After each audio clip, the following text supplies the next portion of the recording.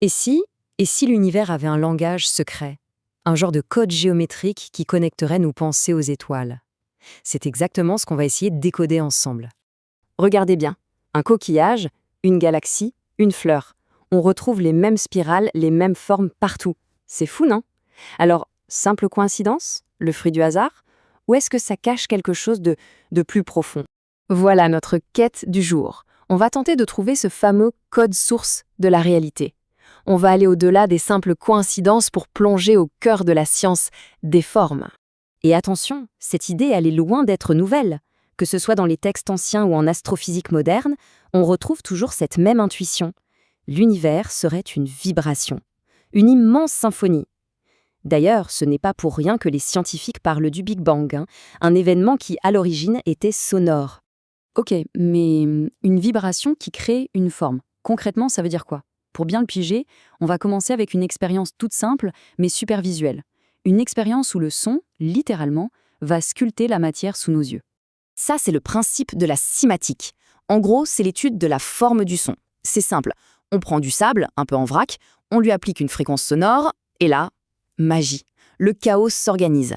Le sable se déplace pour se concentrer sur ce qu'on appelle les lignes de silence, et ça dessine des motifs géométriques juste parfaits.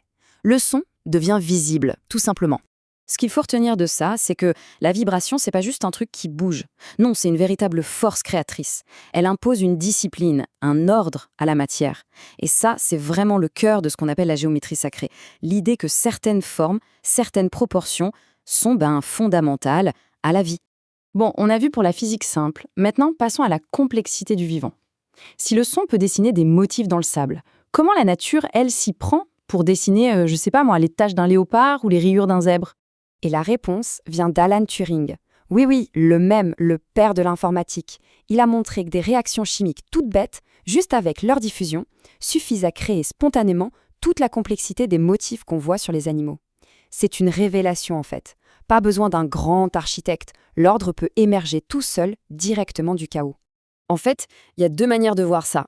D'un côté, on a Turing, qui nous donne le comment ça marche, le mécanisme super pratique, et de l'autre, on a le grand, le génial mathématicien Alexandre Grothendieck, qui avait une vision plus philosophique. Pour lui, une forme, ce n'est jamais un accident. C'est la solution la plus simple, la plus économe en énergie que l'univers a trouvée. On pourrait dire que la nature est une paresseuse de génie. Elle prend toujours le chemin le plus court. D'accord. Donc ces motifs géométriques façonnent le monde extérieur, on a compris. Mais, et nous? Notre monde intérieur? Est-ce que notre propre conscience pourrait, elle aussi, être sensible à ce genre de vibration? Pour répondre à ça, il faut regarder du côté d'un domaine de recherche absolument fascinant, l'archéoacoustique. L'idée de base, c'est que nos ancêtres ne construisaient pas juste des murs pour s'abriter. Non, ils concevaient des espaces pour leur qualité sonore, et surtout pour l'impact que ces sons pouvaient avoir sur l'esprit. Et tenez-vous bien, un chiffre revient souvent, 110 Hz. On a retrouvé cette fréquence de résonance dans plein de sites anciens, notamment dans l'hypogée de Al-Saflieni à Malte. C'est un temple souterrain qui a quand même 5000 ans. Et évidemment, ce n'est pas un hasard. Pourquoi cette fréquence? Eh bien, les neurosciences nous expliquent que le 110 Hz encourage notre cerveau à basculer en ondes θ. Et les ondes θ, c'est l'état de la méditation profonde, de la créativité, de l'intuition, bref, des expériences de transe. C'est comme si nos ancêtres étaient des ingénieurs du sacré. Ils ne bâtissaient pas des temples, ils bâtissaient des instruments géants pour accorder la conscience humaine à d'autres réalités. Et on peut même aller encore un peu plus loin.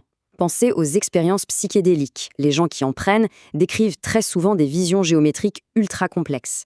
Une théorie intéressante dit que c'est parce que le cerveau désactive son filtre habituel, sa valve réductrice qui nous évite d'être submergés d'infos. Et là, libéré de ces filtres, notre cortex visuel ne verrait plus le monde extérieur, mais sa propre structure. En gros, la conscience serait en train de se regarder elle-même dans un miroir. Maintenant, on va faire le mouvement inverse. On quitte notre crâne et on dézoome. Mais alors, un dézoom total, pour observer la plus grande échelle possible. Et là, accrochez-vous, parce que la comparaison qu'on va faire est vertigineuse. Pendant des siècles, si on demandait quelle est la structure la plus complexe de l'univers, la réponse était évidente, le cerveau humain. Sauf que, une découverte assez récente nous oblige à tout remettre en question.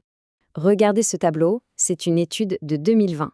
des chercheurs ont fait un truc de fou. Ils ont comparé le réseau de neurones du cerveau humain avec la toile cosmique, le réseau des galaxies dans l'univers. Et le résultat est ahurissant. Regardez les chiffres. La composition, la structure en filaments, le pourcentage de masse dans les nœuds ou les filaments, et même le nombre de connexions par nœud. C'est quasiment la même chose. La structure est pratiquement identique. Ça illustre parfaitement ce qu'on appelle les lois d'échelle. Même si les forces qui sont à l'œuvre n'ont rien à voir, la gravité d'un côté et la biologie de l'autre, la signature géométrique, elle, est la même. C'est comme si l'univers utilisait la même recette, la même notice de montage, que ce soit pour construire un esprit ou pour construire un cosmos. Bon, maintenant, la grande question. Comment on relie tout ça? Comment on connecte la vibration qui dessine dans le sable, les motifs sur les animaux, les visions de notre conscience et la structure même de l'univers? La clé, elle est peut-être du côté de la physique quantique. Elle nous dit un truc fondamental. La matière, ce n'est pas solide. En fait, tout n'est qu'énergie, qu'un immense océan de vibrations. Un atome, c'est juste un nœud de vibration plus dense dans cet océan. Et à cette échelle, la plus petite qui soit, tout est onde, tout est vibration, et donc tout est potentiellement connecté. Et ça change complètement notre place dans l'univers. On n'est plus des observateurs isolés qui regardent un monde froid et mécanique dehors. Non, on fait partie intégrante du truc. On est des notes de musique dans cette symphonie qui se joue depuis 13,8 milliards d'années. Chaque atome de notre corps, chaque pensée participe à cette immense composition cosmique. Au final, la prochaine fois que l'on verra une fleur ou une étoile, il ne faudra pas seulement regarder, il faudra écouter. Écouter leur géométrie, parce qu'elle raconte notre propre histoire.